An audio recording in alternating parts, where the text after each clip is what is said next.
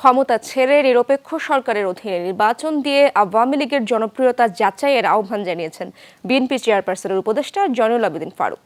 সকালে প্রেস ক্লাবে এক মানববন্ধনে তিনি অভিযোগ করেন, বিএনপি নিয়ে মিথ্যাচার করছেন সরকার প্রধান। বর্তমান সরকারের অধীনে দেশে মানবাধিকার নাই, সংবিধান ও জনগণের অধিকার ভুলণ্ঠিত হচ্ছে বলেও অভিযোগ করেন তিনি।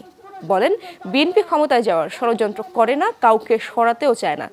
তবে জনগণ আর আওয়ামী লীগকে ক্ষমতায় রাখতে চায় না, তাই জনগণের কাছে হেরে যাওয়ার আগে নীরবে ক্ষমতা থেকে সরে যাওয়ার আহ্বান জানান এই বিএনপি নেতা। আপনার আমলে আর এই দেশে সুষ্ঠু নির্বাচন হবে না, আপনার আমলে আর অর্থনৈতিক কোনোদিনও চাঙ্গা হবে না। তাই জনগণ চাচ্ছে আপনি সরে যান। আপনি যদি বুঝতেই পারেন ডান বামের কথা বলে লাভ, তাহলে সরে যান।